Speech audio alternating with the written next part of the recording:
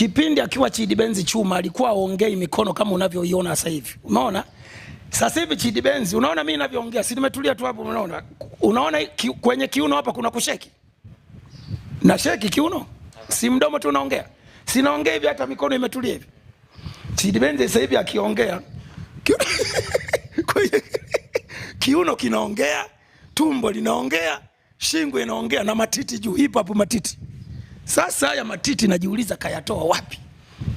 Kwa sababu alikuwa Chidi Benz Chuma. Kwa sababu mimi nishazungumza. Mwanaume, mimi mateja wa unga wote wanaokula unga. Umeelewa vizuri?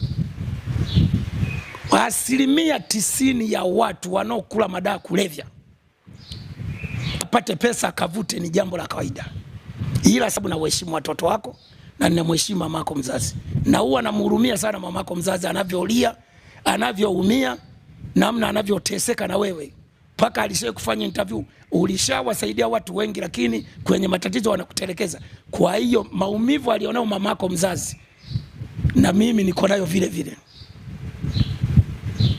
Na hata binti yako leo kuona naye na watoto wako wengine. Kwa hiyo ninachoweza kusema ni kwamba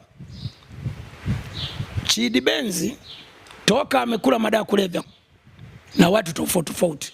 Sasa vile vitu havikujionyesha kwa sababu alikuwa anatumia sumu ya madawa kulevya. Na ndio maana vikabaki pale pale. Havikuweza kusambaa kwenye viungo vya mwili mzima. Baadaye BASATA tunawashukuru mkuu wa mkoa wa Dar es Salaam Albert Chalamila, wakamchota kama njia wakampeleka kwenye matibabu. Tukasema asante Mwenyezi Mungu. Kwa sababu huyu alishapelekwa soba Bagamoyo kipindi kile Wasafi, akakataa, akatoroka. Akaja kupelekwa Kigamboni kwa yule dada mmoja hivi. Akapasua kioo bajaji, hataki kukaa, wakamwacha. Sasa amepelekwa, amepona, karudi Chibonge. Sasa huo ukibonge, hayo alikuwa ni matibabu ya gani? Ndio pale kwa research ya Mambas 24 tumegundua kuna vitu tofauti. Sasa vikaanza baada ya sumu ya madawa kulevya kutolewa, vikaanza sasa kwenda kwenye sehemu ya viungo vya mwili, na ndio maana sasa hivi ana matiti. Anamsambwanda kumshinda hata Shilole. Mikono imeregea akiwa anaongea, shingo imeregea.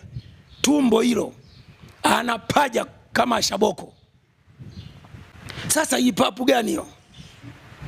Natoka amerudi, wale walikuwa wanampa unga, sasa wanamjazia mabiliani, mapilau, makuku haya ya viwandani, haya mayai linafakamia tu.